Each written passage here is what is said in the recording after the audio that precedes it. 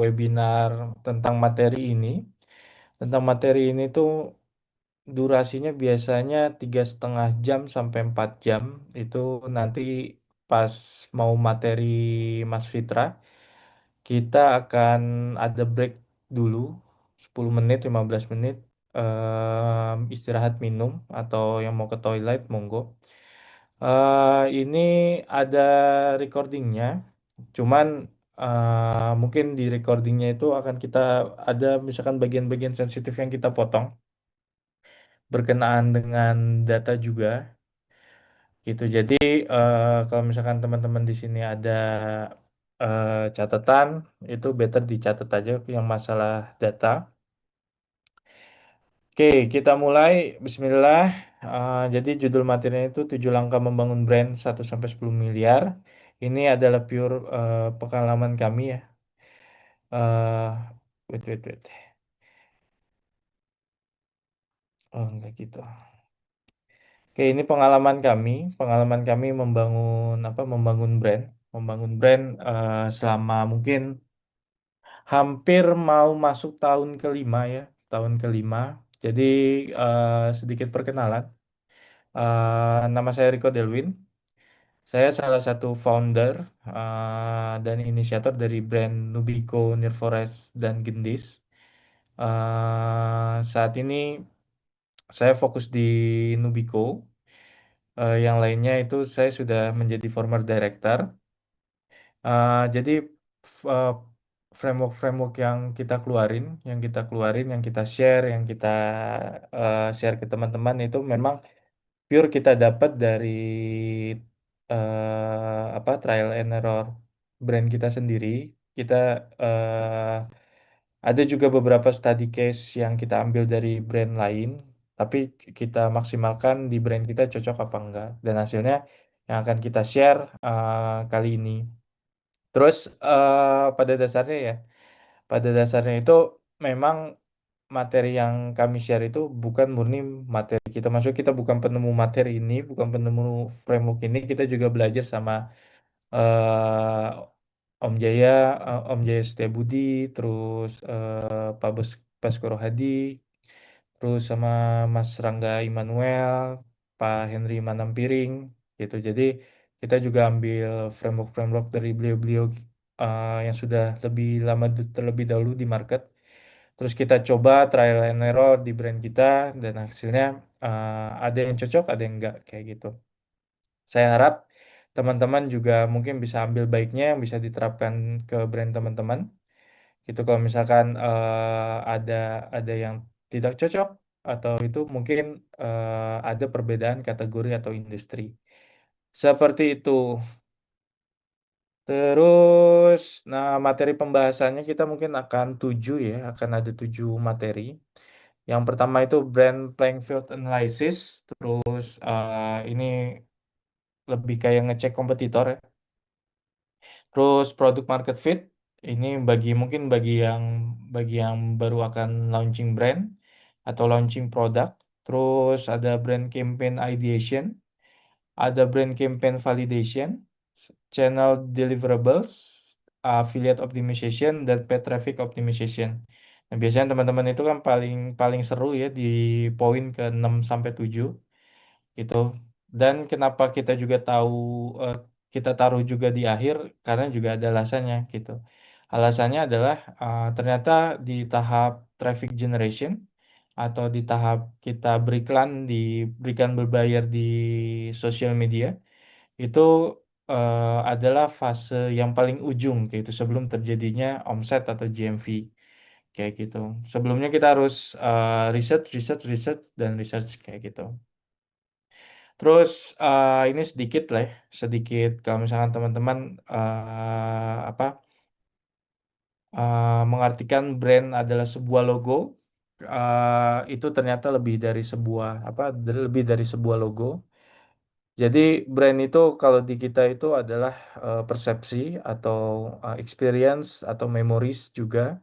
Apa yang di pikiran orang waktu saat mendengar brand kita atau misalkan brand kita itu memiliki memiliki pengalaman apa yang ingin memberikan pengalaman apa untuk di benak customer itu lebih luas lagi gitu. Cuman di versi kami itu brand itu kita ada di tahap persepsi. Bagaimana kita menciptakan brand kita itu dipersepsikan seperti apa di benak customer atau target market kita.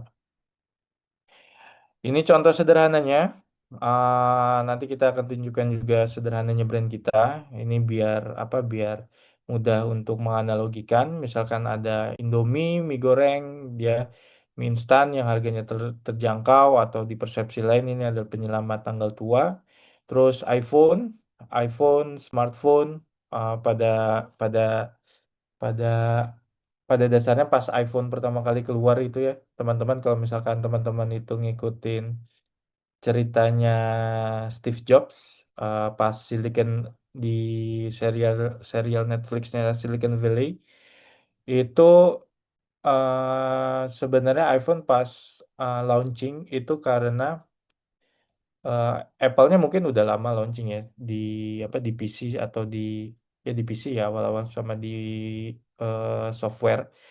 Tapi dia iPhone-nya itu booming karena memang market untuk smartphone itu lagi growing banget. Aku dapat ceritanya itu, saya dapat ceritanya itu dari film, tentu dari film ya, karena saya nggak ada di masa itu. Dari film BlackBerry. BlackBerry juga ada di Netflix. Jadi pada saat itu tuh iPhone muncul mengalahkan BlackBerry karena eh, waktu itu kan BlackBerry itu kan terkenalnya itu dengan keypadnya ya atau keyboardnya, keypad dan keyboardnya yang klaklik dan tentu BlackBerry apa istilahnya membawa USB tertentu.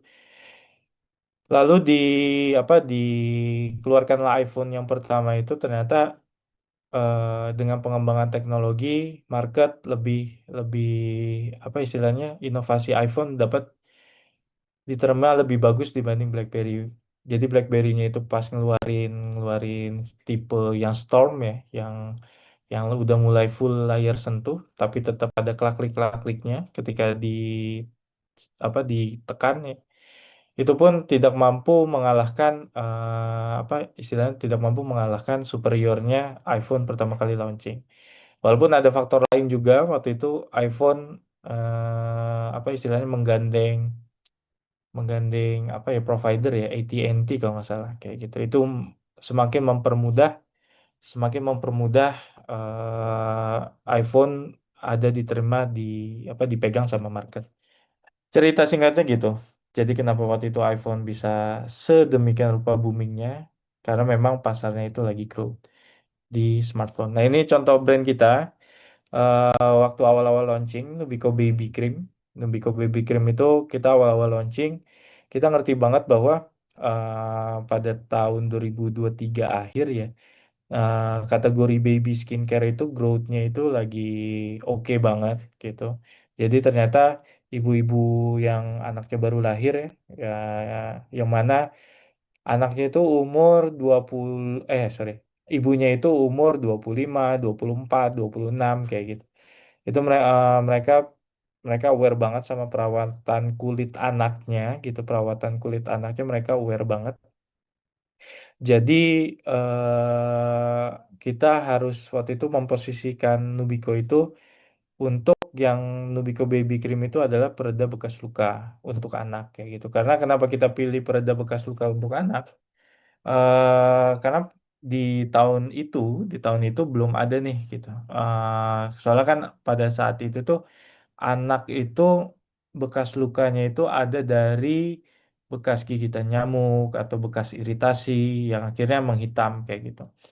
Nah, pada pada tahun segitu 2023 belum ada brand atau produk yang fokus untuk menyelesaikan masalah seperti itu dan Nubico lahir menjadi solusi gitu. Jadi spesifik banget. Dan begitu juga Near Forest. Near Forest itu kita launching juga mungkin sama juga kita go spesifik ya.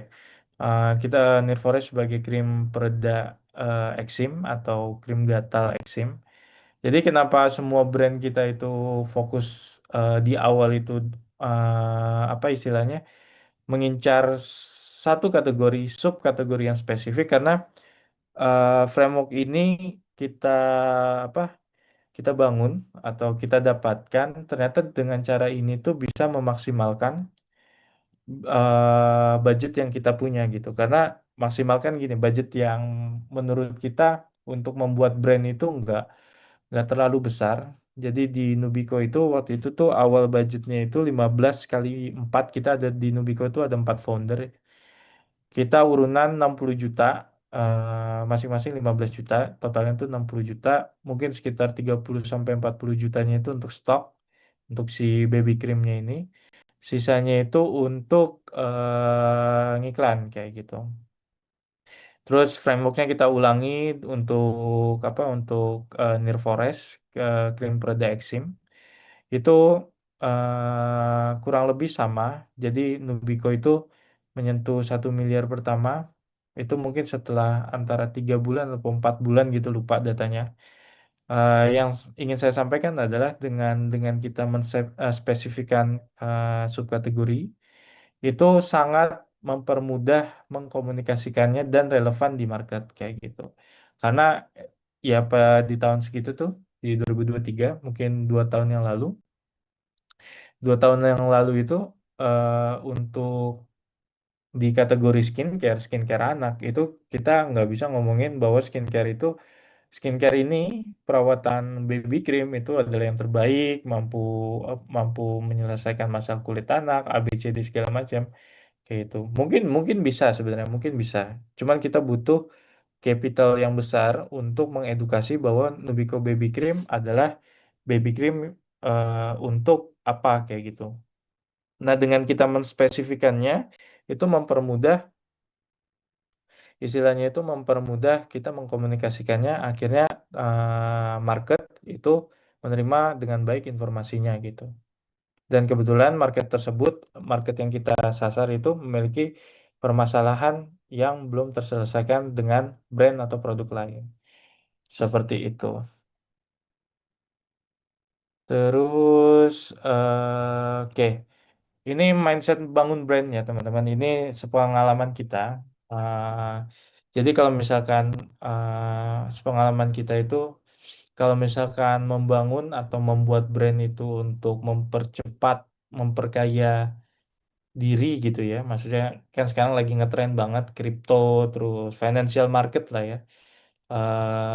Itu mungkin kalau untuk mindset membangun brand itu sangat-sangat long term kayak gitu. Bukan kita cari cari uang 1 sampai 2 bulan masarin ini segala macam terus uangnya langsung kita ambil sorry keuntungannya langsung kita nikmati kayak gitu kalau di brand itu sepengalaman saya dan teman-teman tim itu tidak seperti itu jadi ada yang untuk investasi untuk stok investasi untuk stok investasi dibalikan lagi ke marketing bagaimana agar brand kita itu tetap dikenal atau memperluas jangkauan kayak gitu.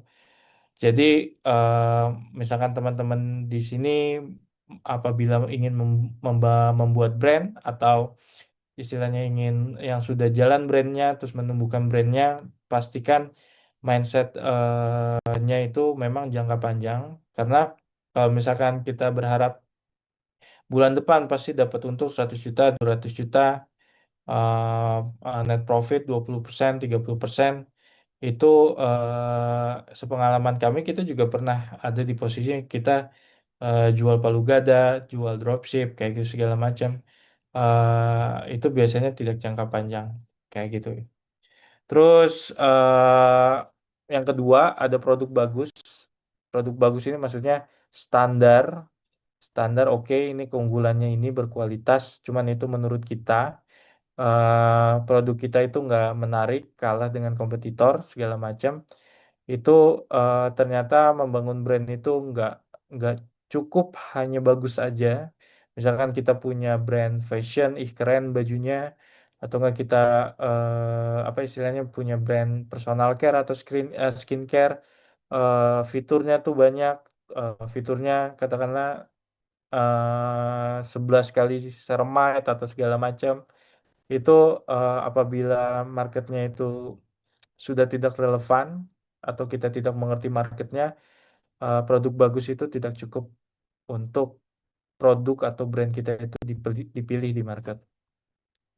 Terus customer centric, jadi kalau di kita itu, kalau saya itu sama hampir semua brand yang kami create itu tidak pernah berdasarkan apa yang menurut kita ego kita itu keren kayak gitu. Kita based on market banget, jadi kita market first banget kayak gitu. Kita apa market first banget. Jadi istilahnya itu apa yang ada permasalahannya itu di market apa, di permarket itu permasalahannya apa, lalu kita selesaikan melalui produk kayak gitu. Makanya kalau misalkan dianalogikan itu Jeff Bezos ya, Jeff Bezos awal-awal itu kan Amazon itu adalah jualan buku ya. Terus sekarang itu udah jadi hmm, e-commerce, udah jadi fulfillment juga, udah jadi kalau nggak salah terakhir itu udah menjadi properti juga deh kayak gitu. Dia jual properti yang apa istilahnya? Jual properti yang bisa dipindah-pindahin kayak gitu. Karena memang mungkin itu adalah kebutuhan customernya. Cuman nanti pasti di pertengahan jalan itu ada yang namanya masih relevan gak ya kalau misalkan brand kita diarahin ke industri A B C D kayak gitu. Terus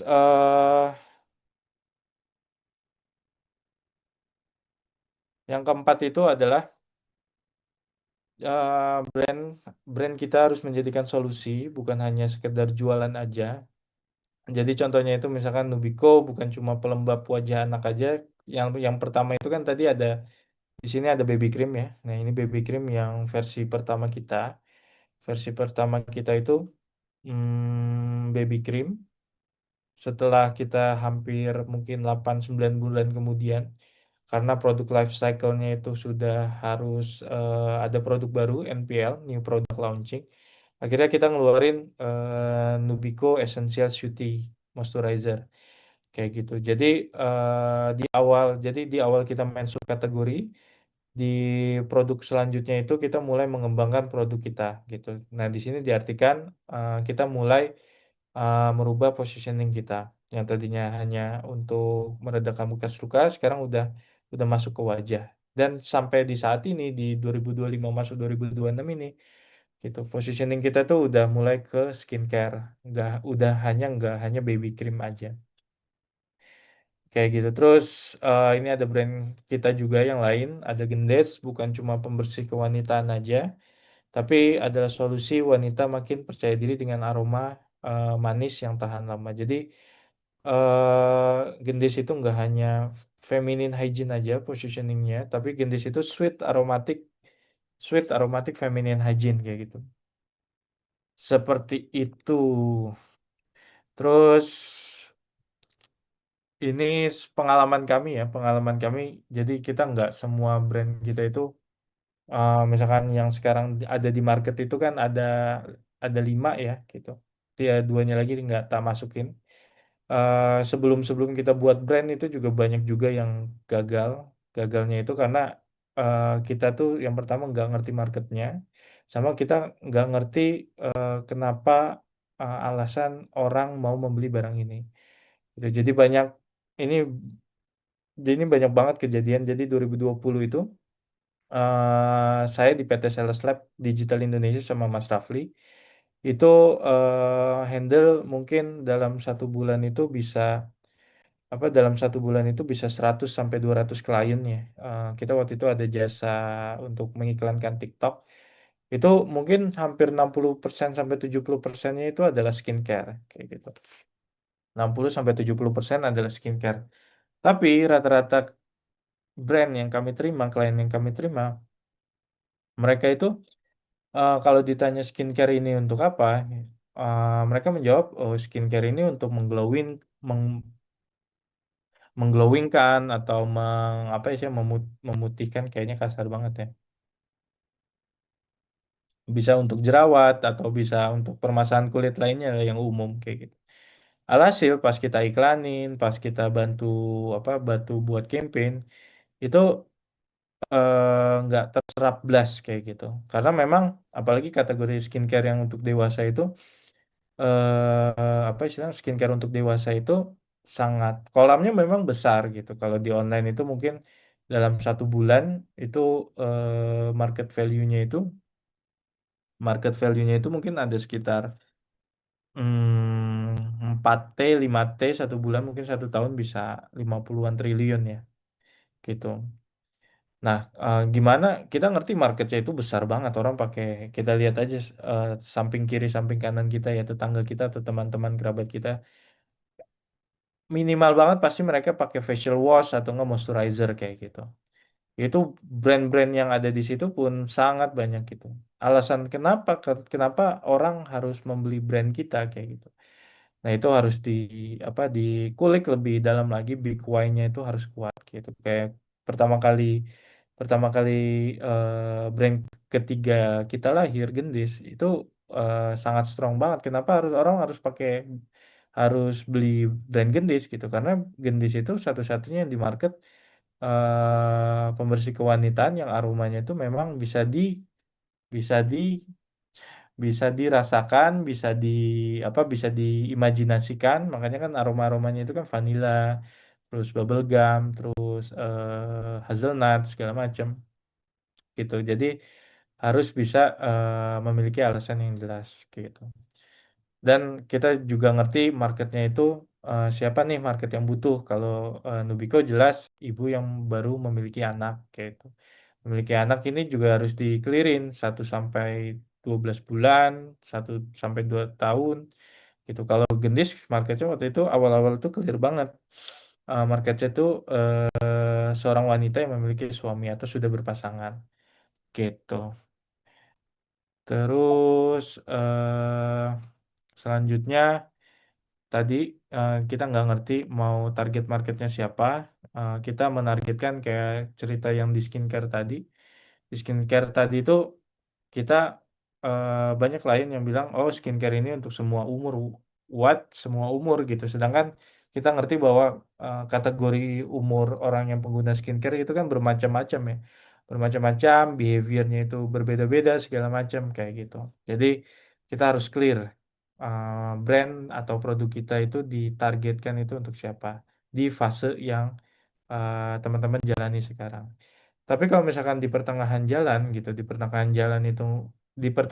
itu ingin merubah target market dengan strategik merubah positioning, itu sebenarnya nggak masalah. Kita sering lakukan juga gitu. Tapi brand value kita itu nggak berubah gitu. Tapi positioning kita berubah gitu. Karena kita ada kebutuhan untuk market development, segala macam gitu. Tapi jangan sering merubah positioning terlalu cepat gitu. Market akan bingung sebenarnya brand kita itu brand apa.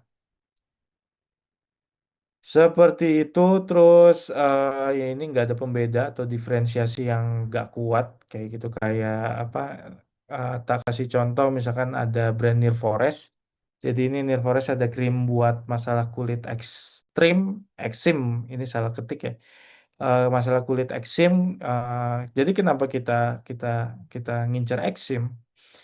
Pada saat New Forest itu diluncurkan, kita ingat banget bahwa eksim itu lagi banyak banget dibahas, dan kenapa kita masih berani menggunakan Nirforest, masih berani untuk ngeluarin brand Nirforest karena waktu itu untuk menyelesaikan masalah eksim itu nggak ada yang memang menggunakan bahan-bahan natural kayak gitu. Makanya Nirforest itu sesuai namanya juga Nirforest ya, dekat hutan, dekat dengan alam. Salah satu strengthen USP kita itu adalah dengan alami, ya sorry, dengan ingredient-ingredient yang natural kayak gitu. Karena di kategori itu mungkin sekilas natural mah udah hal yang umum gitu di personal care gitu, di skincare lah ya. Tapi di kategori untuk di kategori untuk perawatan eksim, produk atau brand yang membawa kesan natural itu sama sekali nggak banyak waktu itu. Gitu. Jadi kita masih bisa masuk entry market dengan membawa positioning ini atau USP ini. Makanya salah satu bahan baku yang kita angkat adalah calendula. Seperti itu. Jadi mulai dari mana? Kalau mau buat brand yang relevan untuk marketnya, ini mungkin adalah tahap yang membosankan ya. Membosankannya tuh karena kita doing some research, banyak yang kita kulik, dan itu biasanya memang menghabiskan banyak waktu. Makanya yang tak bilang adalah setelah kita launching brand Nubico, gitu, kita tuh tidak pernah gagal membuat brand. Bukan maksudnya untuk apa istilahnya mau apa sombong gitu lah ya, tapi lebih kayak eh, apabila brandnya itu kita kita pas research atau pas kita validasi itu nggak fit di market, kita tuh nggak akan membuat brand itu gitu. Jadi wise apabila teman-teman menggunakan apa istilahnya dites di produknya teman-teman ketika ingin NPL new product launching ataukah mau membuat brand, lakukan langkah ini terlebih dahulu gitu. Jadi apabila nanti brandnya launching, itu sudah mengerti target marketnya, sudah mengerti apa istilah permasalahan mereka apa, segala macam bahasanya seperti apa, kontennya seperti apa, kayak gitu. Yang pertama, yang tadi saya bilang, kita harus research. Apa yang di research? Yang pertama adalah riset kategori. Jadi apa itu kategori market? Jadi apa istilahnya? Saya kita itu saya sama Pak Rafli itu sama Mas Rafli itu memiliki background yang hampir sama. Mas Rafli cuman ada background restoran, pernah membuka restoran. Cuman pasca itu tuh kita ada background sebagai internet marketer lah, immerse lah ya, atau dropshipper gitu. Nah pada saat itu tuh kita sama sekali nggak ngerti yang namanya makhluk kategori market ya, kayak gitu. Apa itu kategori market? Menurut kita itu nggak penting gitu. Yang kita nger- yang kita ngerti adalah mencari produk yang winning, marginnya tebal, habis itu diiklanin, clear kayak gitu. Tapi ketika membuat brand, kita harus clear dulu. Ketika kita membuat produk pun, kita juga harus clear. Sebenarnya brand ini atau sebenarnya produk ini kategori marketnya itu menyasar ke kategori apa kayak gitu. Jadi kategori market itu bisa dibilang kotak besar tempat produk kita berkompetisi. Di dalamnya itu biasanya banyak banget kompetitor gitu. Terus contohnya, contohnya itu yang tadi saya sempat bahas. Di sini ada kategori skincare ya. Kategori skincare itu subkategorinya atau kategori turunannya itu ada yang tadi saya bilang ada banyak. Ada krim, habis itu krim bekas luka untuk anak. Terus untuk yang di food and beverage ada makanan sehat siap saji. Terus kategori fashion, subkategori sepatu sneakers lokal, atau enggak celana kargo, celana jogger, terus celana apa segala macam. Terus jasa ada servis iPhone, ada apa istilahnya servis Android dan lain-lain kayak gitu. Jadi kalau di kita itu fokus ngegarap ketika awal launching brand, itu fokus dari kanan terlebih dahulu gitu. Dari kanan terlebih dahulu baru mulai perlahan pindah itu ke kategori utamanya atau kategori besarnya. Gitu. Kenapa kita nggak langsung langsung ke kategori besarnya gitu. Nah, di kategori besarnya biasanya di sini tuh banyak kompetitornya, terus kita butuh capital yang besar. Apakah kita bisa compete dengan kompetitor dengan ketika kita launching gitu. Kalau misalkan itu budget atau capital bukan big deal kayak gitu, itu nggak ada salahnya untuk langsung mulai ke kategori besar gitu. Tapi kalau di kita itu selalu mulai dari kanan. Kita mulai dari budget yang memang sederhana menurut menurut kita. Contohnya kayak tadi 15 kali 4 60 juta untuk membuka brand seperti itu.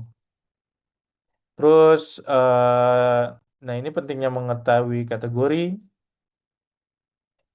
Dengan mengerti kategori itu kita jadi tahu siapa pemain utamanya, kompetitornya maksudnya. Terus habis itu seberapa besar ukuran marketnya. Jadi ketika kita milih nih membuat brand ya, misalkan kita pengen membuat brand yang namanya mouthwash ya atau apa pencuci pencuci mulut ya mouthwash ya pencuci mulut.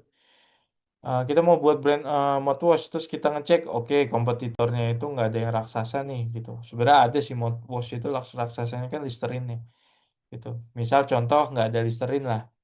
Oke, kompetitornya nggak ada yang besar. Terus pas kita ngecek total marketnya itu 1 bulan di online gitu. Kalau di offline kan datanya itu broad banget ya gitu ya.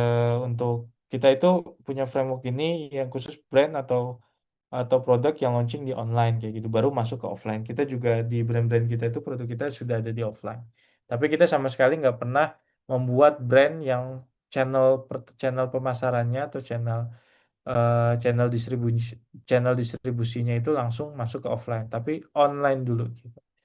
Nah, oke pas mouthwash kita ngerti kompetitornya itu kecil. Contohnya ini apa istilahnya, contoh ilustrasinya. Mouthwash kategorinya kecil, dalam 1 bulan itu hanya 5 M. Nah, dari situ kita ngerti bahwa 5 M itu adalah dalam 1 bulan di online itu kecil banget. Asumsinya adalah berarti orang yang memakai kategori mouthwash itu masih kecil di market online gitu. Masih banyak yang belum teredukasi betapa pentingnya menggunakan mouthwash. Nah, pilihannya ketika kita menghadapi kategori market yang istilahnya kecil, gitu. Sebenarnya kita ngerti, kita yakin bahwa ini tuh sebenarnya ada kategorinya, ada kebutuhannya nih, ada needs-nya. Gitu. Cuman brand-brand lain itu atau ya kompetitor itu belum masuk ke kategori tersebut. Nah, pilihan kita ada dua, gitu. Pilihan kita adalah ingin membantu edukasi market. Edukasi market kayak misalkan tadi kita ngeluarin krim baby ya. Krim baby cream bekas luka untuk anak itu kan pada tahun segitu 2023 itu orang kenalnya kalau bekas luka hilangnya itu ya pakai hmm, ada yang pakai apa istilahnya Dermatix ya gitu, Dermatix atau enggak pakai Hansaplast atau enggak, ini persepsi orang ya. Ada juga yang bisa pakai apa tuh istilahnya pakai minyak tawon. Itu kan juga ada beberapa golongan market atau golongan masyarakat yang seperti itu gitu. Jadi apa istilahnya di awal itu kita ngerti bahwa memilih kategori itu penting gitu, seberapa besar. Tapi kalau kecil kita ngerti ngerti apa istilahnya ngerti kebutuhannya itu sebenarnya ada, berarti kita harus edukasi. Nah, kalau judulnya edukasi, judulnya edukasi adalah berarti kita harus mengeluarkan budget edukasi atau membuat awareness bahwa untuk kebutuhan atau untuk permasalahan X diselesaikan oleh kategori kita ya gitu. Terus yang selanjutnya adalah seberapa padat pemain di kategori tersebut. Tadi kita udah spill juga. Terus produknya itu seperti apa, USP-nya itu apa diferensiasinya itu apa. Terus habis itu fitur-fitur apa yang tren di market tersebut, misalkan apa istilahnya? Kayak di skincare ya, di skincare di bagian moisturizer itu kan, di moisturizer itu kita dikenal pada pada bulan tertentu itu atau pada tahun tertentu itu 8 kali ceramide atau ceramides itu sangat tren banget fitur apa istilahnya ingredients itu. Kalau di personal care atau skincare, fitur itu kan dituangkan dalam bentuk ingredients kayak gitu. Terus kita ngerti apa harapan market terhadap kategori itu, mereka ngerti permasalahan mereka apa, kita jadi ngerti permasalahan mereka sebenarnya apa. Terus bagaimana kita bisa mengalahkan mereka atau stand out di dalam kategori tersebut. Itu jadi ada 7 poin kenapa alasan kenapa kita harus mengerti kategori yang akan kita sasar karena ternyata kategori itu sepenting itu gitu. Jadi biasanya ketika orang orang istilahnya ingin menyelesaikan sebuah masalah, pasti mereka akan nyebut kategorinya dulu sebelum brandnya, gitu. Kalaupun sudah ada yang mulai nyebut brandnya, berarti memang positioningnya sudah tertancap atau sudah dikenal oleh customer, kayak gitu. Kayak Rexona kan kita ngerti gitu. Rexona itu adalah deodoran, gitu. Sampai akhir, mungkin nggak sampai akhir hayat ya. Dari dulu sampai sekarang Rexona itu deodoran, gitu. Jadi kategorinya itu penting kita tahu. Terus, nah ini cara menentukan kategori brand kita yang biasa pengalaman kita lakukan. Yang pertama kita ngerti yang kita incer adalah permasalahannya terlebih dahulu kayak gitu. Permasalahannya itu di market apa permasalahannya kayak misalkan Nubico. Nubico itu kalau kamu bikin krim untuk menghilangkan bekas luka, maka kita itu milih kategorinya skin treatment atau scar treatment gitu. Kita memilih kategori ini. Kenapa di kemasannya itu baby cream gitu, nggak skincare, nggak scar treatment dan lain-lain? Karena tidak boleh sama BPOM gitu. Jadi kita masukin kategori umum aja. Kita mengkomunikasikan kategorinya itu di dalam komunikasi konten kita atau iklan-iklan kita kayak gitu. Terus yang kedua, kalau kamu bikin minuman sehat, kalau kita buat bikin minuman sehat untuk diet, berarti kita masuk kategori yang lebih spesifik, bukan healthy beverage saja, tapi mulai masuk ke diet support drink kayak gitu. Jadi apa istilahnya? Kita selalu mulai dari kanan baru ke kiri, dari sub kategori ke subkategori sampai ke kategori utama. Gitu. Jadi kalau misalnya kita memilih kategori besar, kita harus pilahin dulu kita mau masuk ke subkategori apa. Gitu agar mau produk kita mudah dikenal terlebih dahulu. Sebelum orang membeli kan orang harus mengenal dulu produk kita seperti apa. Ini ada contohnya, jadi misalkan,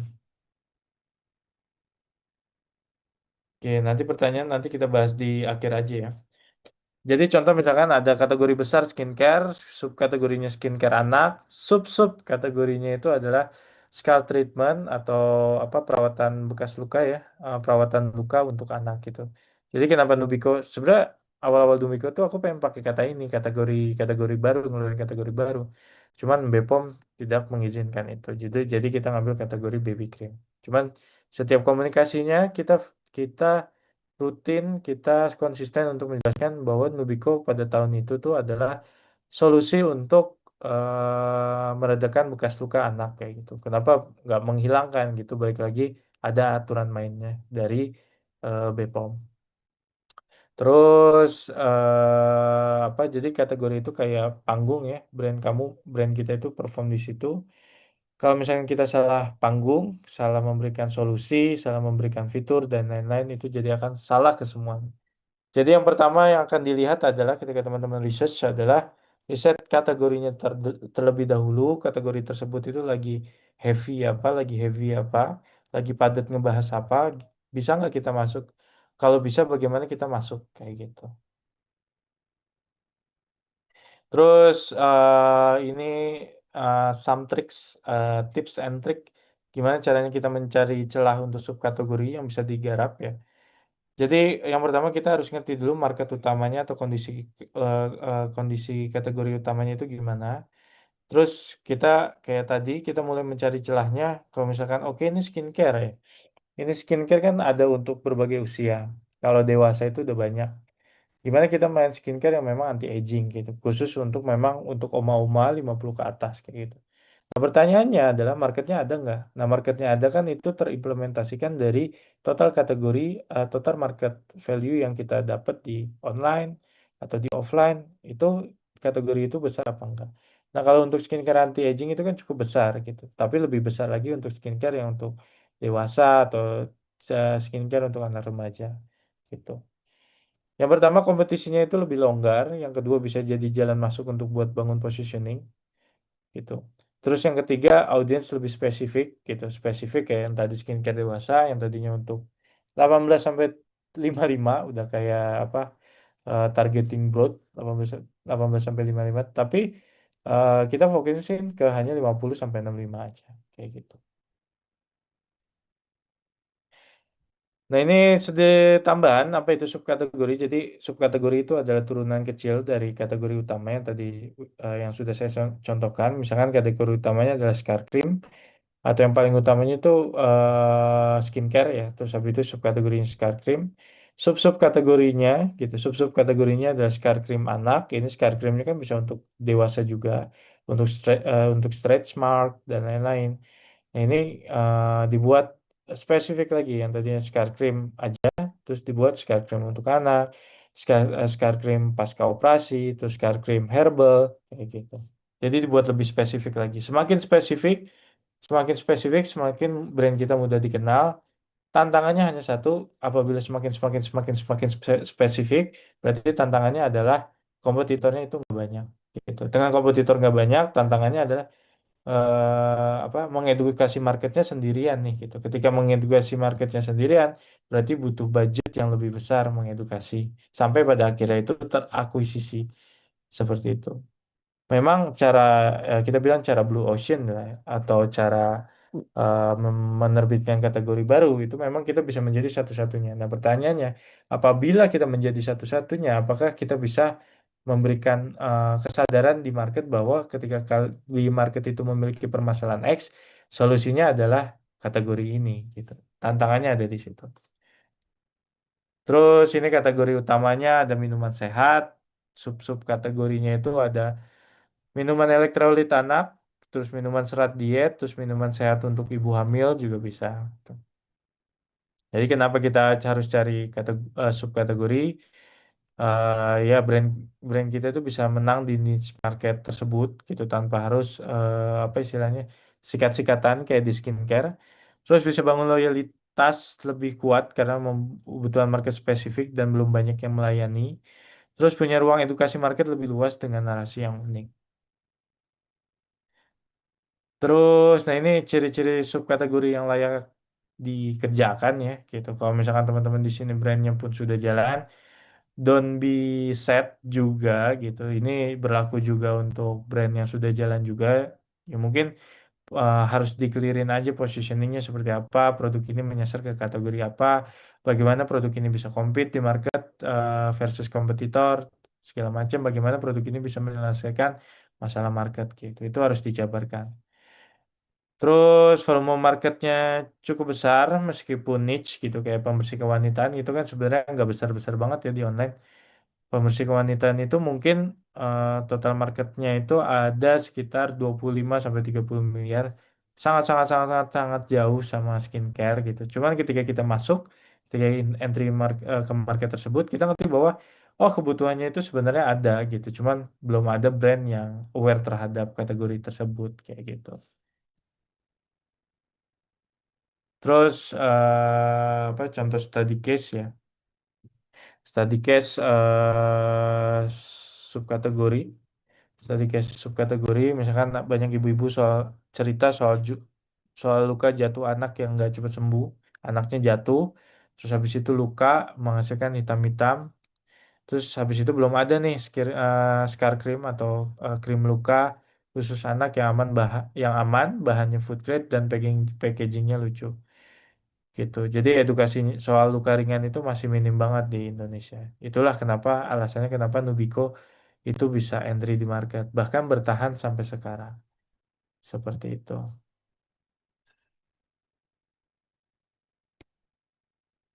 Terus, sorry, kelewat banyak. Terus tadi kita,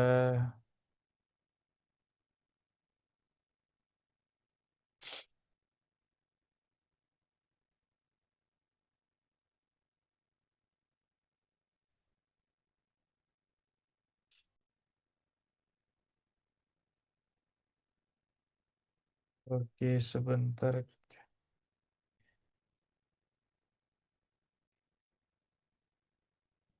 Oke tadi kita sampai, nah ini study case. Yang selanjutnya, ketika kita sudah riset kategori, terus menentukan apa istilahnya subkategori, yang selanjutnya adalah riset kompetitor. Gitu. Jadi, oke kita udah menentukan kategori, terus kita sudah menentukan subkategorinya, habis itu kita riset kompetitor. Jadi kita kenapa harus apa istilahnya riset kompetitor. Jadi kita ngerti kita main di medan perang apa. Medan perangnya adalah kategori market. Habis itu di medan perang itu ada musuhnya itu siapa aja. Kita melihat kemampuan musuh kita, melihat kemampuan lawan kita itu sejauh mana kehebatan mereka. Jadi kita harus mengerti juga kompetitornya itu seperti apa. Jadi kompetitor itu ada dua ya, gitu ada direct sama indirect. Jadi kalau misalkan direct itu kompetitor langsung, mereka yang menawarkan produk atau layanan yang serupa, serupa dengan bisnis kita. Biasanya mereka punya karakteristik seperti produknya sejenis, bahkan sama, kategorinya sama, manfaat dan klaim produknya pun serupa, target marketnya sama, cara pemasaran yang mirip, dan seringkali muncul di kanal atau channel distribusi yang sama, misalkan online kayak gitu. Terus kenapa penting memetakan dari kompetitor? Jadi misalkan, jadi sebenarnya dari kompetitor itu adalah versus kita atau kita bilang adalah kompetitor utama lah ya. Itu jadi mengambil market share kita, terus bersaing dengan harga kita, terus bahkan suka meniru inovasi produk kita, terus terus kadang juga mengikuti campaign-campaign promosi kita gitu. Jadi kita harus mengerti dulu lawan mainnya itu sebenarnya siapa. Jangan sampai ketika kita sudah menjalankan brand, terus habis itu menjalankan apa istilahnya, menjalankan launching produk, tapi kita nggak ngerti kompetitor kita itu siapa. Bukan maksud kita nggak pede sama internal kita, maksud sama brand kita. Tapi dengan memahami kompetitor, kita bisa ngerti kita bisa menang apa enggak, kayak gitu. Terus ini ada indirect kompetitor atau kompetitor tidak langsung ya. Kalau yang ini sifatnya tuh diam-diam ya, diam-diam menggerut. Diam-diam itu merebut market share, tapi sebenarnya market share itu berpindah dari kategori A ke kategori yang B kayak gitu, biasanya gitu. Jadi contohnya produk indirect kompetitor itu misalkan menjual skincare khusus kulit kering, tapi ternyata banyak customer yang memakai salep kulit dari apotek kayak gitu. Bahkan kadang istilahnya untuk menyelesaikan masalah kulit kering bisa diselesaikan sama salep kulit, bisa diselesaikan sama minyak zaitun kayak gitu. Ini kan salep kulit, minyak zaitun. Ini adalah kan subkategori ya. Apa subkategori gitu. Jadi ini adalah kompetitor indirect yang mana ketika market memiliki permasalahan tertentu, mereka memiliki banyak solusi memilih kategori apa kayak gitu. Jadi ketika kita membuat kategori baru berarti kita menambah pilihan menambah pilihan market untuk memilih produk atau kategori yang kita akan mainkan kayak gitu. Padahal fungsinya itu semuanya sama untuk mengatasi kulit kering gitu. Jadi setelah melihat kompetitor direct, kita juga harus melihat indirectnya gitu.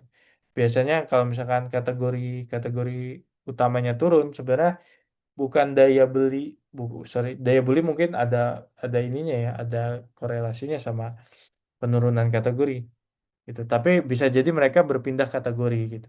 Berpindah yang tadinya rajin pakai salep kulit untuk masalah X, untuk masalah kulit kering, tapi mereka lebih nyaman memakai minyak zaitun karena lebih lembut misal atau lebih murah atau bisa lebih mudah ditemukan kayak gitu.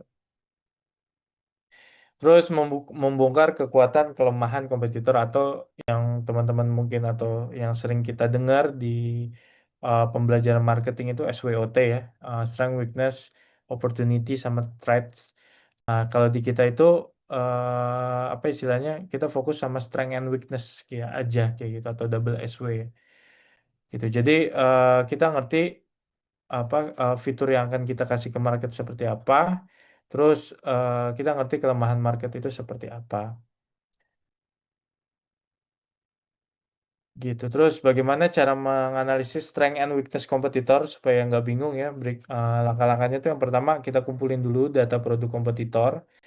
Terus ini nggak bisa nebak-nebak ya. Jadi kita biasanya pakai aplikasi pihak ketiga, pakai kalau data pinter dan lain-lain. Itu biasanya kita ngecek kategori atau kompetitornya itu dari sana. Terus yang kita analisis itu adalah iklan kompetitornya.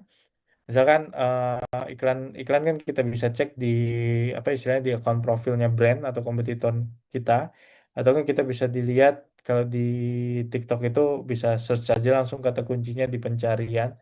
Kalau di Meta itu bisa search ads library kayak gitu. Itu biasanya iklan-iklan kategori kompetitor kita itu biasanya muncul semua.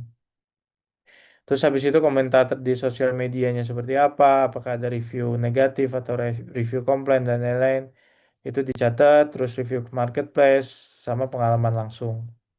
Itu semua dikumpulin, habis itu kita bedah satu persatu, kita jadiin Excel ya. Ini mungkin di ebook yang gratis yang teman-teman dapatkan itu udah ada template-nya ya di ebooknya. Jadi teman-teman tinggal pindahin di sheet, di Google Spreadsheet atau di Excel, apa kelebihannya apa, brand A kelebihannya apa, terus brand B itu kelebihannya apa, kelemahannya apa, brand A kelemahannya apa, brand B kelemahannya apa.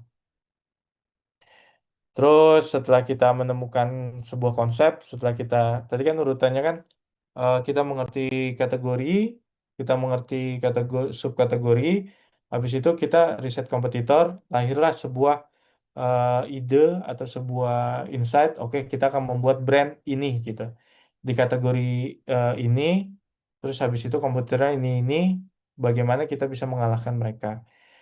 Dan sebelum kita membuat brandnya atau sebelum kita membuat produk baru, jangan lupa dites konsepnya gitu. Jadi kayak cerita Nubico, Nubico itu kan apa sebelum kita buat brandnya atau buat produknya, kita maklun produknya di pabrik, itu kita tes dulu pakai dummy gitu. Dummy-nya itu kita buat sedemikian rupa, kita beli botolan lah di marketplace, botol apa botol apa istilahnya botol botol untuk naro si apa si baby creamnya itu, terus habis itu labelnya itu kita desain sederhana. Ini Dubico untuk katakanlah untuk bekas luka, habis itu kita iklanin langsung, kita iklanin terus hasilnya seperti apa. Kalau misalkan hasilnya itu ROI-nya itu 3, ROI 3 ya. ROI-nya itu katakanlah 100%, 150%, itu baru kita lanjut produksi, atau ROAS-nya 3 gitu. Jadi apa istilahnya ketika launching itu kita nggak kebingungan, istilahnya menargetkan seperti apa dan targetnya itu seperti apa, target salesnya itu seperti apa. Yang pertama validasi lewat penjualan langsung gitu. Jadi pas kita tadi apa istilahnya bagaimana cara validasi produk. Yang pertama ketika double SW itu kan nanti kita akan ngerti bahwa oke, customer punya permasalahan ini, permasalahan X tadi misalnya kulit kering. Ternyata di kategori itu fiturnya itu fitur dan benefitnya itu masih belum banyak. Nah, kita buat. Habis itu kita buat kontennya dengan copywriting, dengan storytelling. Terus kita pilih channel pemasarannya tentu online ya. Habis itu baru kita jual melalui Facebook Ads, Facebook Ads jadul banget ya. Melalui Meta Ads dan sama sama waktu itu TikTok Ads kan masih ada VSA kayak gitu. Kita pakai itu juga. Terus, nah ini susunannya itu. Yang pertama kita identifikasi keunggulan produk. Habis itu contohnya fitur utamanya itu untuk meningkatkan stamina 2 kali lipat. Lalu siapkan materi promosinya, iklan, iklan dengan visual edukasi atau visual yang before after dan lain-lain. Terus kita pilih platformnya, platform apa, TikTok, Meta atau Snack atau platform online lainnya, sosial media lainnya. Terus kita pilih metode testingnya live streaming. Live streaming biasanya kita lakukan untuk brand-brand kita yang udah running. Biasanya kita memasarkan untuk apa istilahnya untuk produk baru, NPL nih produk launching. Kita pasarin lewat live streaming. Iklan berbayar traffic apa paid traffic, Facebook Ads yang tadi saya bilang Meta Ads. Terus habis itu TikTok Ads kayak gitu. Terus dievaluasi apakah ada penjualan, apa enggak, apakah pesan tersampaikan dengan baik. Kalau misalkan ada penjualan, biasanya itu kita dummy tapi kita nggak kirim gitu. Kita nggak kirim, kita cancel, jadi kita bilang barangnya itu sudah habis gitu. Karena memang kita pure hanya untuk testing market aja. Di tahap ini tuh sebenarnya kita sedang melakukan produk market fit kayak gitu.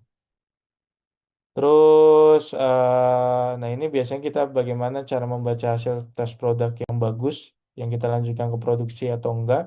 Paling utama tentu adalah cost per acquisition ya. Itu kita lihat cost-nya itu berapa, cost per akuisisinya. Biasanya itu kita mungkin ada di sekitar 20.000 sampai 30.000 atau ROAS 3 atau ROI 100 150% atau 200%. Itu kita masih jalanin brandnya. Terus indikator-indikatornya lebih kayak indikator pendukung, kayak misalkan teman-teman mungkin udah udah sering mengenal bahasa ini ya, dari CTR ke apa idealnya di atas 1%. Terus kalau misalkan rendah berarti iklannya itu kurang menarik, tapi tergantung dari CPM-nya juga. Kalau misalkan CPM-nya murah, murahnya itu katakanlah 7.000, kayak Nubiko itu kan CPM-nya itu kan 7.000 rupiah. Gitu. Berarti iklan kita sangat murah ditampilkan di di market yang menurut platform itu mudah kayak gitu. Menurut platform itu mudah dipasarkan ke ibu-ibu gitu. Makanya Nubiko itu CPM-nya itu mungkin setahunan ini mungkin sekitar 7.000 8.000 rupiah. Kayak gitu. Dan itu kalau misalkan CTR-nya itu 1%, itu sama dengan CPM di atas 20.000, CTR-nya itu 3%. Gitu. Terus apa istilahnya solusinya? Coba angle iklan yang lebih segar, kita research lagi, buat konten lagi. Terus apa istilahnya jangan lupa apa istilahnya tonjolkan juga diferensiasi produk, permasalahannya apa, dan dikemas secara storytelling. Terus landing page to IC-nya, ini kita waktu itu lagi ngetes lewat form juga. Ini apakah di atas 10% apa enggak, itu harus dicek. Biasanya di sini penawarannya atau harganya itu kurang kantongnya target market kita. Terus ini rasio dari unit checkout ke conversion ke purchase itu minimal 25%. Biasanya mereka batal karena mungkin metode pembayaran atau misalkan promonya itu kurang menarik. Jadi nggak ada scarcity ketika orang ngelihat iklan, habis itu kenapa harus membeli sekarang, kayak gitu.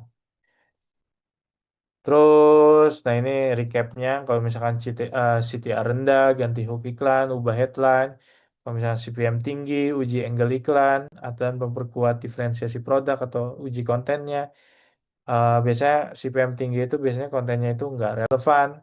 Jadi sulit untuk mencari target market yang tepat di platform online, Meta atau di TikTok. Terus LP tuh ini dia checkoutnya katakanlah apa istilahnya nggak lebih dari 20%. Tadi angkanya berapa ya? Sorry, di atas 10%. Ini maksudnya harga coret 20%.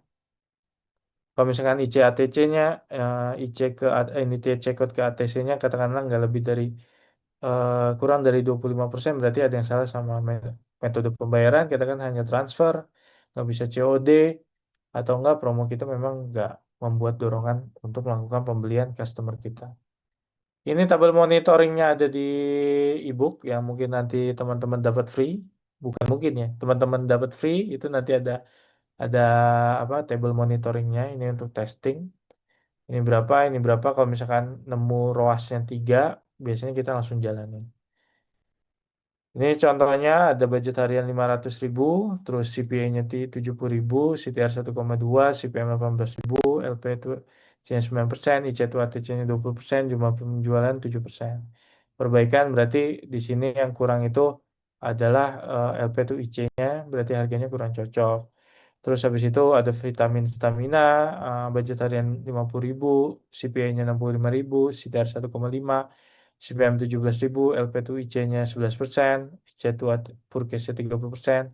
Jadi sudah membaik dan kita bisa masuk ke fase selanjutnya untuk produksi. Gitu. Kalau sudah valid seperti apa gitu. Jadi kalau misalkan udah valid, produknya udah jadi, kita udah bilang ke Maklun atau kita udah produksi di tempat produksian kita masing-masing, saatnya kita membuat campaign. Nah, membuat campaignnya itu campaign apa sih sebenarnya? Campaign yang dimaksud di sini bukan campaign yang apa istilahnya, bukan campaign yang ada di traffic apa paid traffic ya gitu kayak ada tombol campaign kita klik itu sebenarnya benar campaign gitu. Cuma itu kan campaign di iklan berbayar. Yang di sini adalah campaign untuk meningkatkan awareness dan menumbuhkan GMV. Contohnya itu, ini contoh analogi yang agar mengilustrasikannya itu mudah.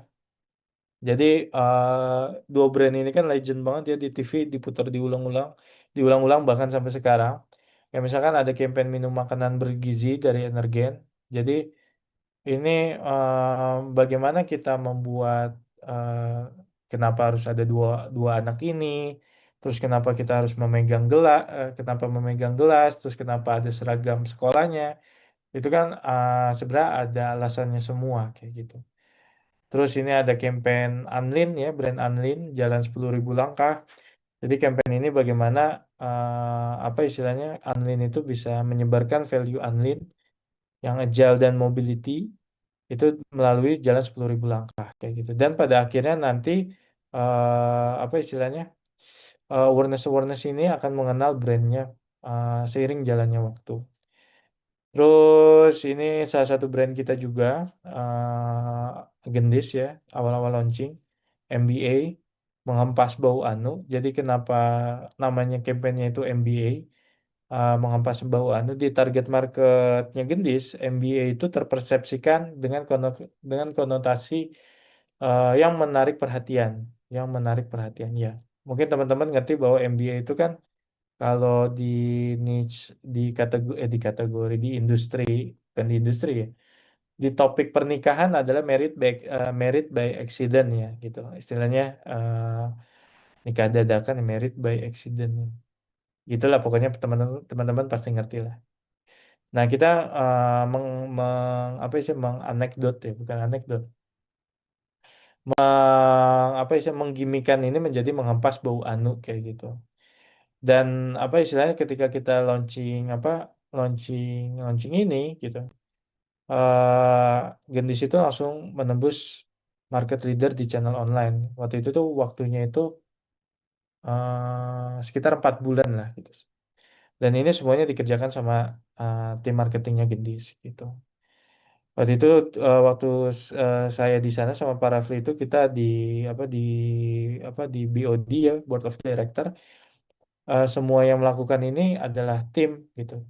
Jadi apa istilahnya framework ini biasanya brand-brand yang kita bangun teman-teman tim kita khususnya di marketing itu pasti udah hafal luar luar dalam gimana caranya membuat marketing untuk membuat campaign untuk awareness ini. Gitu. Terus ini salah satu brand kita juga ini ada Nubico ya. Nubico jadi pada waktu itu ini yang ini harus dicontohin sih. Jadi pada waktu itu tuh apa istilahnya? Kita itu ada campaign sama artis. Mungkin teman-teman ngerti lah ya artisnya siapa. Di sini ada ini yang ibu kontroversi, ada Denis Ceriesta.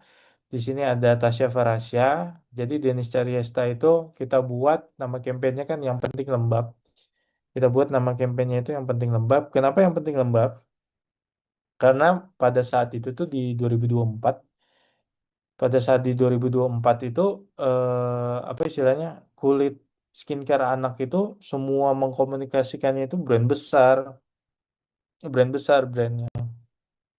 brand yang udah lama itu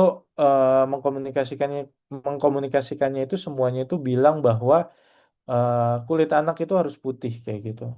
Nah kita kan salah satu ingredientsnya itu salah satu menu utama kita itu nggak ada yang untuk memutihkan gitu. Karena kita ngerti bahwa value kita as a brand of Nubico itu bahwa kita ingin memberikan perawatan atau solusi yang tepat untuk di usia baby gitu. Dan ternyata memang arah komunikasi atau arah permasalahannya itu ternyata memutihkan anak itu adalah sebagai apa istilahnya ya? Sebagai hal umum yang ibunya pengen gitu. Sedangkan kita nggak punya fitur untuk memutihkan secara maksimal, ada niacinamide sekian persen gitu.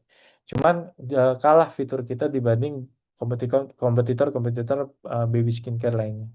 Makanya kita rubah edukasi arahnya kulit anak itu nggak penting putih. Kalau misalkan mau putih gitu, itu mungkin side effect lah atau dampak gitu. Tapi yang penting adalah lembab. Dengan lembab kesehatan kulit anak itu lebih terjaga kayak gitu. Jadi aku mau nunjukin videonya.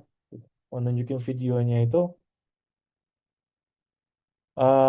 Jadi pas Denis Cariesta ya itu Denis Cariesta.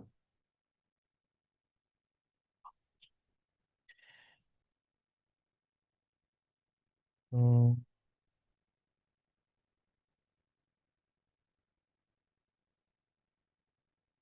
nah ini dia. Gue pusing nih, ini rame banget nih. Kemarin masalah yang video yang gue upload itu, terus rame-rame banyak banget orang yang komen kayak begini nih. Tadi Jadi ini sebenarnya video kedua Denis ya. Video pertama Denis tuh ini. putih anak biar jadi putih. Karena ya guys ya, kalau misalkan bayinya dikasih krim pemutih dari bayi, nanti sampai gede dia bakal putih juga. Nah, jadi kita lempar di market bahwa Denis bilang kulit anak itu apa istilahnya? Kulit anak itu penting putih gitu, penting putih. Habis itu banyak dari dokter, dari influencer, moms itu yang menanggapi apa yang menanggapi statement Denis itu. Pemutih anak biar jadi putih. Karena ya guys ya, kalau misalkan bayinya dikasih krim pemutih dari bayi, nanti sampai gede dia bakal putih juga. Sampai speechless dengerin Kak Denis ngomong. Aku setuju nih Kak sama dua hal. Yang pertama harus dirawat dari bayi, setuju. Tapi kalau dua harus putih. Tolong ya. Kan sadar gak sih bu-ibu, skincare baby akhir-akhir di campaignnya pada bikin kulit putih, bikin kulit putih. Baby kulitnya diputihin mau ngapain? Dan masalah kulit putih, nggak putih, itu semua turunan ya. Jangan deh, jangan sampai terobsesi pingin punya kulit putih dan anak sekecil itu dikasih krim pemutih. Aku berharap nih ya, kalian ini cuma salah ngomong deh anaknya dikasih krim pemutih. Terus buat kalian yang dengerin video itu terus berpikiran, oh ada ya krim pemutih bayi mau check out, stop, jangan dilakuin ya. Kulit bayi itu nggak usah dianeh-anehin, dirawat dengan baik, sehat, dan yang penting tuh lembab. Kenapa lembab? Karena kulit yang kering itu bisa bikin muncul ruam, eksim, gatal-gatal. Kayak anakku, kalau kulitnya kering pakai sabun yang terlalu dry atau pas cuacanya nggak lagi bersahabat, dia bisa gatal-gatal sebadan hanya karena kulitnya kering.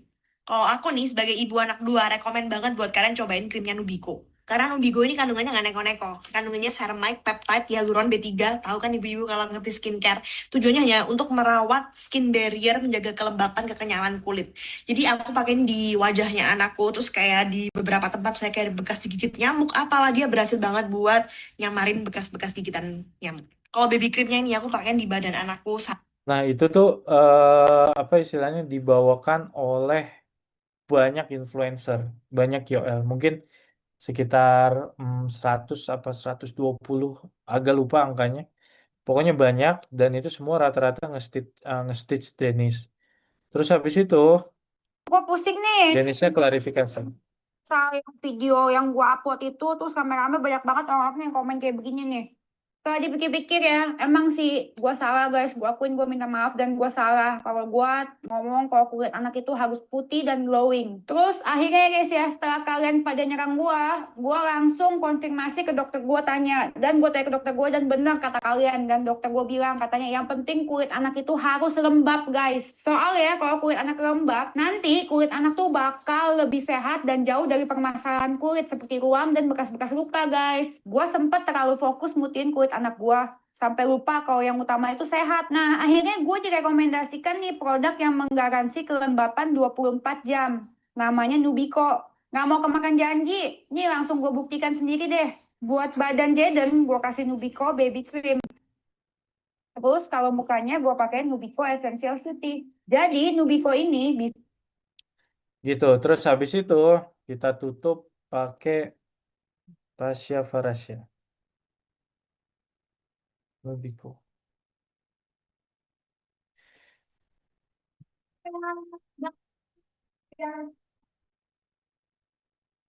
Kalau misalnya berharap anaknya kulitnya harus putih, atau misalnya ibu-ibu tetangga yang ngeliat anak kita terus berharap kulitnya harus putih, menurut aku agak memicu emosi aku. Failed banget, ngaco banget. Yang penting itu adalah kulit anak kita itu lembab dan lembut. Kalau misalnya nggak lembab dan lembut, itu bisa terjadi sering ada iritasi, ruam, akhirnya tuh anak tantrum tuh yang baru akan membahayakan anak kita. Aku mau ngasih tau ke kalian salah satu produk yang lagi dipakai sama anak-anak aku ini udah habis ya by the way ini tuh. Dan juga ada baby creamnya. Dan ini dari Nubico dan dia bisa Seperti itu. Jadi pas apa istilahnya pas ada di keadaan seperti itu, internet tuh langsung rame gitu. Internet langsung rame. Oke, yang penting lembab, yang penting lembab, yang penting lembab. Kayak gitu. GMV kita pun langsung naik mungkin sekitar 100% ke atas lah, angka eksaknya aku lupa. Itu jadi apalagi sekarang ada affiliate, ada GMV Max, mungkin nanti di Mas Fitra akan lebih detail ya untuk bahas itu. Ketika kita membuat campaign di internet, istilahnya membuat orang teryakini bahwa percaya sebuah asumsi atau percaya sebuah persepsi itu harus diyakinkan sedemikian rupa. Karena kalau misalkan kita membuat konten ya, ini kan sebenarnya adalah part of content gitu. Kontennya ini kita bahas di apa istilahnya di TOFU ya. Top of funnelnya kita hajar seperti ini. Nah, ketika kita di internet itu tidak membangun awareness seperti ini, kita tidak akan bisa entry ke market gitu. Jatuhnya kita hanya before after lagi terus endorse endorse juga atau istilahnya kerjasama sama KOL membahasnya fungsi produk lagi tidak menjelaskan apa permasalahannya dan lain-lain kayak gitu. Jadi kita harus membahas kita harus membangun awareness-nya terlebih dahulu gitu. Nah, ini ada study case yang menarik juga. Ini ini bukan brand saya, bukan salah satu brand kami. Ini adalah brand yang nggak sengaja aku kena kontennya, kena apa istilahnya, eh kena paparan konten-kontennya. Nama brandnya itu Deorex, salah toko. Deorex. Nah, Deorex ini, bukan Deorex, sorry, salah, sorry. Namanya Dioxide. Nah, namanya Dioxide. Sorry banget. Namanya Dioxide. Ini tuh brand deodoran ya. Mungkin di part ini tuh akan kita potong nih recordernya. Itu akan kita potong recordingnya. Jadi kita ngerti banget Dioxide itu baru launching itu sekitar kayaknya bulan Juli. Coba kita lihat bulan Juli. Bulan Juli omsetnya di sini 1,23 ya, 1,23 ya. Ini berarti bulan 6 itu bulan apa ya? Bulan 6 itu bulan Juni berarti. Bulan 6 itu bulan Juni. Sorry. Nah, nah di sini dia omsetnya itu baru 25 juta. Kalau kita lihat kreatornya itu masih dikit banget, udah banyak sih 360-an. Cuman itu iklannya itu udah apa istilahnya? Iklannya itu nggak banyak. Terus kita lihat di bulan Juli, di bulan selanjutnya itu, sebentar, di bulan Juli langsung spike di angka 1,23 M. Kalau ditanya apa yang mereka lakukan, nah apa yang mereka lakukan itu tercium ya, tercium oleh saya nggak sengaja. Jadi yang mereka lakukan adalah mereka membangunnya itu seperti ini nih. Mana sih tadi di bulan Juli kontennya itu udah keluar tuh. Yang mereka lakukan adalah karena kenapa aku bilang kampanyenya mereka itu sukses? Karena aku pernah coba masuk ke kategori ini, kategori deodoran, itu susahnya minta ampun ya entry marketnya, gitu. Dia launching mungkin baru tanggal 25 ya, 27 nih, kelihatan omsetnya. 27 Juni. Yang mereka lakukan adalah waktu itu kan ada artis ya namanya Dilan ya, namanya Dilan Janiar. Namanya Dilan Janiar itu terselingkuhi ya, gitu. Cuman bukan itu yang mau aku bahas. Aman ya. Jadi mereka itu membuat gosip. Jadi ide itu tuh membuat gosip bahwa si Dilan aman ya. Si Dilan ini lagi jalan. Coba kita cari aja di TikTok ya. Dilan Sabian Sabuan.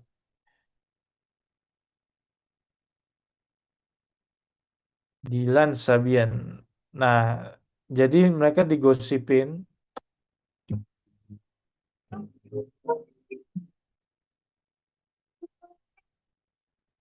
Ikut. Nah, Dilan digosipin lagi jalan sama cowok, nih Sabian KOL juga. Padahal dia baru cerai ya, terus habis itu jalan sama cowok. Tapi yang menarik perhatian adalah ini ketiaknya itu basah kayak gitu, ketiaknya basah. Makanya habis itu kan ada video-video di internet langsung rame nih. Satu, dua, tiga, clipper-clippernya pun juga banyak ya. Clipper-clippernya banyak. Habis itu dia klarifikasi. Bud ngomongin kalau tante-tante ngejar mas-mas berondong itu kurang ajar kalian ya. Aku bukan sembarang tante-tante ya. Gini-gini aku tuh janda berpendidikan, imut dan manja, janda kaya raya ya Mbak. Awas kalian semua ya. Orang itu tuh aku sama Mas Sapi itu cuma NBB Mbak, nongkrong bareng berondong. Gak expect aku dibilang tante-tante ngincar berondong, bahaya ini, selamatkan Mas Abi. Kamu tuh nggak tahu apa dia juga sebenarnya mengharapkan aku. Cuma jujur kemarin aku malu banget sih ya, si berondong notice kelekku basah kayak gini. Mbak, kamu nggak tahu kemarin di outdoor beneran panas Mbak ya, sepanas itu, dan aku memang orangnya keringetan, banjiran banget ngono toh. Cuma ya terima kasih loh Mas Abi yang mau menerima aku apa adanya dan malah ngasih aku ini Mbak kemarin. Ya karena katanya dia kayak, Dilanku sayang, maksudnya kayak dia perhatian gitu loh Mbak, dia nggak meninggalkan aku dan dia nerima aku apa adanya. Jadi intinya itu ya, agak agak geli sendiri sebenarnya. Jadi apa intinya itu awareness itu terbangun karena ada suatu case isu, habis itu ada solusinya. Habis itu ketika habis pergerakan market itu mereka langsung memperbanyak KOL lainnya gitu. Jadi nama-nama brand ini tuh udah mulai dikenal, habis itu mereka langsung di bulan selanjutnya, di bulan which is bulan Juli, itu langsung memperbanyak aset kontennya gitu, kreatornya langsung 1.000, langsung membanyak apa Oke, gue to the point aja. banyak KOL setelah kejadian Dilan itu. Akhirnya Masa ada yang komen? awareness-nya terbangun dan menumbuhkan GMV. Makanya dari pasca launching mereka langsung hit di angka 1,23 miliar. Bahkan di Agustus mereka langsung tembus angka 3M. Untuk ukuran deodoran dengan harga 45.000, aku bisa bilang ini study case yang sangat-sangat menarik kayak gitu. Jadi teman-teman, kalau misalkan teman-teman di sini ada di kategori A, B, C, D segala macam, kalau misalkan mau mengenalkan atau mengenalkan brandnya itu di internet, effortnya itu sekarang sudah sedemikian rupa gitu. Di kategori yang memang heavy banget gitu.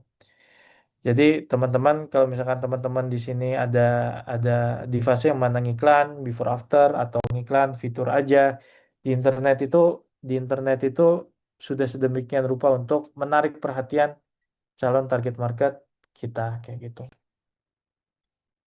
Terus selanjutnya ini campaign yang kita maksud. Jadi sebuah ajakan, sebuah gerakan untuk mempercayai suatu opini atau persepsi. Terus pertanyaannya kan adalah bagaimana membuatnya toh kayak gitu. Bagaimana kita membuat campaign seperti ini itu apa istilahnya banyak banget variabelnya. Tentu kita sudah membuatkan template yang versi sederhana. Yang pertama tentu ada tiga segitiga ini atau empat segitiga ini. Jadi kita bilang triangle FTB ya, segitiga utama. Jadi di sini ada human truth, ada brand positioning, ada sama produk diferensiasi, lalu lahirlah sebuah tadi key message atau brand message gitu. Jadi apa sih human truth itu? Jadi kalau bahasa sederhananya, permasalahan utamanya tuh apa sih sebenarnya? Kayak tadi misalkan Dilan, permasalahan utamanya sebenarnya adalah ketek basah gitu, ketek basah. Jadi ketika ketek basah itu jadi nggak pede di depan pasangannya kayak gitu. Itu adalah permasalahan utama mungkin bagi segelintir perempuan. Mungkin nggak semua, tapi segelintir apa istilahnya? Segelintir perempuan ketika memiliki ketek basah itu adalah permasalahan yang membuat sangat sangat sangat sangat sangat bikin kepikiran.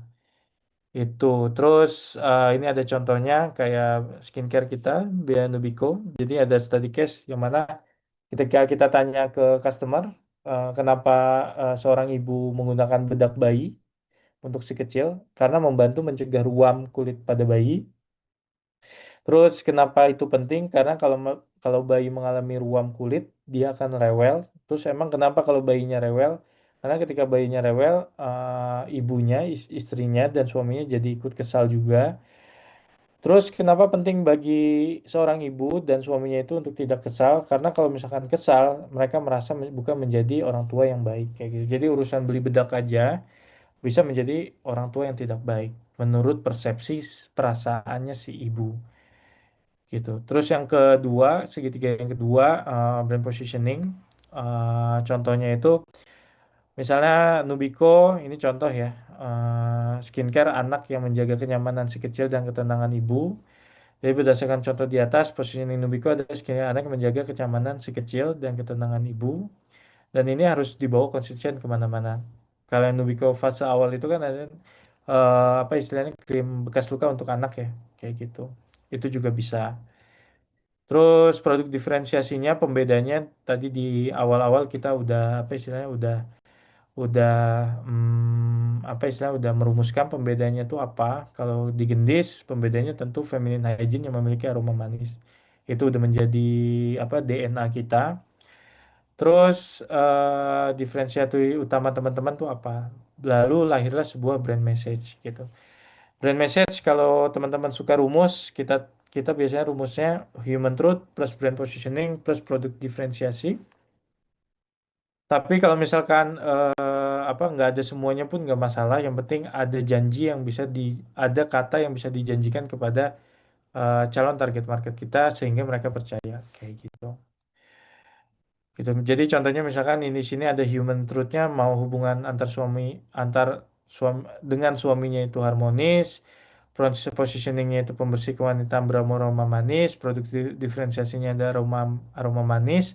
Nama kampanyenya yang manis bikin harmonis gitu. Jadi yang manis adalah USP utama, bikin harmonis adalah janjinya kayak gitu. Lalu habis itu disebarkan di iklan-iklan kita, konten berbayar dan lain-lain. Terus yang kedua review influencer. Yang tadi endorse juga harus tersebutkan, istilahnya tersebutkan ininya ya, apa nama kampanyenya, nama key message-nya. Itu misalkan key message-nya tadi yang manis bikin harmonis, itu juga harus rata disebutkan sama KOL kita kayak gitu. Yang manis bikin harmonis ya pakai gendis gitu. Terus habis itu setelah maksimalkan dengan iklan berbayar, framework kita itu ada seperti ini. Kita punya key message disebarkan oleh KOL atau influencer. Habis itu apa istilahnya kita iklankan di TikTok atau di Meta, lalu terjadilah sebuah konversi. Nah, pertanyaannya adalah bagaimana memilih dan menentukan KOL yang tepat untuk mengkomunikasikan campaign yang sudah dirumuskan. Yang pertama yang harus kita apa istilahnya yang harus kita cari adalah background dari campaign kita tuh apa gitu. Misalkan campaign kita yang tadi yang penting lembab dan lain-lain itu kita pengen ngapain nih di campaign ini gitu. Nah, di sini contohnya adalah untuk memperkenalkan bahwa brand Gendis adalah perawatan area kewanitaan yang fungsinya itu untuk agar wanita tetap dan selalu mulia seutuhnya contoh ya. Terus objektifnya katakanlah goalsnya yang ingin dicapai target market mengenal Gendis sebagai brand yang membantu bagi mereka yang hubungannya kurang harmonis dan gak pede menjalani hari. Target target audiensnya tentu ibu rumah tangga yang hubungannya udah kurang harmonis, terus wanita yang kehilangan jati dirinya. Reason to believe gitu. Kenapa harus ada reason to believe gitu? Kan dari sini kan semuanya adalah janji ya gitu. Kayak kita memberikan janji bahwa ketika memakai pakai gendis itu masalahnya itu brand ini bisa menjadi solusi. Reason to believe-nya itu alasan untuk percayanya tuh apa kayak gitu. Misalkan dibawakan untuk ini sudah terkonfirmasi oleh dokter. Makanya waktu itu tuh campaign gendis itu banyak istilahnya bekerja sama dokter sebagai apa ya kita bilang ya sebagai keynotes atau key spokesperson itu kita kontrak 1 tahun kayak gitu untuk memperjelas untuk reason to believe-nya itu semakin kuat. Gitu. Terus setelah ini apa kita buat, lalu kita tentukan KOL-nya, personal brandingnya itu seperti apa, terus viewers 10 postingan terakhirnya apakah sudah di atas 100.000, terus apakah berapa engagement rate-nya. Jadi uh, aku punya SOP seperti ini itu agar apa istilahnya audiensnya itu juga bukan audiensnya, agar kita ngerti bahwa KOL tersebut itu enggak punya views yang fake atau likes yang fake. Terus habis itu kita menyusun campaign brief. Campaign brief itu biasanya adalah sebuah dokumen atau semua mandatory yang harus dibaca, yang harus diterima oleh KOL kayak gitu. Mungkin teman-teman sudah pernah apa ya, sudah pernah ada melakukannya. Jadi jangan sampai campaign briefnya itu beda dari apa yang tadi segitiga kita buat gitu. Misalkan ini pada campaign ini KOL diminta untuk membuat konten drama pasutri. Berarti type of kontennya adalah dalam bentuk drama. Kan type of content itu kan ada banyak ya, drama, terus hands-on review, terus ngomong di depan kamera, atau enggak storytelling. Nah, ini kita pilihnya drama drama pasutri kayak gitu. Terus apa salah satu bridgingnya bisa membantu wanita tetap nyaman mood terjadi di perjalanan serta bikin ngerasa aman saat perlu pakai toilet umum. Nah ini waktu itu tuh lagi campaign mudik nih. Terus menyebutkan bahwa size-nya travel friendly, hanya highlight ini kita kasih tahu produknya tuh apa. Nah itu ini aromanya tuh apa. Ini maksudnya produk yang ingin dipasarkannya apalah kayak gitu. Terus kita kasih kasih benchmarking atau reference openingnya harus seperti apa walaupun nanti mereka akan menyesuaikan dengan gaya mereka sendiri. Openingnya katakanlah ketemu hooknya itu ketemu toilet umum kotor waktu perjalanan mudik bikin was-was misalkan kayak gitu. Terus apa istilahnya, terus oke, terus lanjutannya diawali dengan scene ini apa sih. Nah, diawali dengan scene saat kamu ini detail setelah opening mereka lagi nyiapin pakaian, terus habis itu cerita keluh kesah pas mudik tuh apa aja. Akhirnya mereka membawa gendis karena istilah khawatir misalkan di toilet umum itu nggak ada sabun dan lain-lain seperti itu. Jadi itu sampai ditaruh di campaign briefnya activity-nya itu ngapain, permasalahannya itu apa gitu. Nanti dikasih referensinya juga opening terus detail detail apa istilahnya detail diskusi atau act-nya itu seperti apa. Tapi kalau misalkan nggak lengkap, kadang kan KOL itu kan pengen membawakan versinya sendiri. Kita tinggal sebutin aja. Yang penting kalian harus beradegan tuh maksudnya act out-nya tuh kayak gini, terus membawain pesan ini, itu juga nggak masalah. Itu cuma kita lebih nyaman kita detailin biar mereka ngerti ekspektasi kita apa. Habis itu mereka bikin versi mereka sendiri terserah. Gitu. Yang penting kita udah ngasih draftnya, harapan kita seperti ini ya, kayak gitu. Terus kita ngasih kata-kata yang harus diucapkan, misalkan tadi yang manis bikin harmonis atau yang penting lembat, biasanya kita juga seperti itu. Terus di penjelasan produk ada misalkan ada USP apa yang kita pengen angkat, misalkan food grade atau dan lain-lain. Terus di fase call to actionnya itu mau ada promo monggo atau hanya silakan check out sekarang itu juga nggak masalah. Karena waktu itu kita lagi ada promo waktu itu. Oke, di materi di materi membuat campaign dan marketing, kreatif marketing, analisis itu sudah cukup sampai di sini. Selanjutnya kita akan membahas affiliate. Selanjutnya kita akan membahas affiliate yang dilanjutkan sama Mas Fitra. Tapi mungkin teman-teman mungkin butuh ke toilet.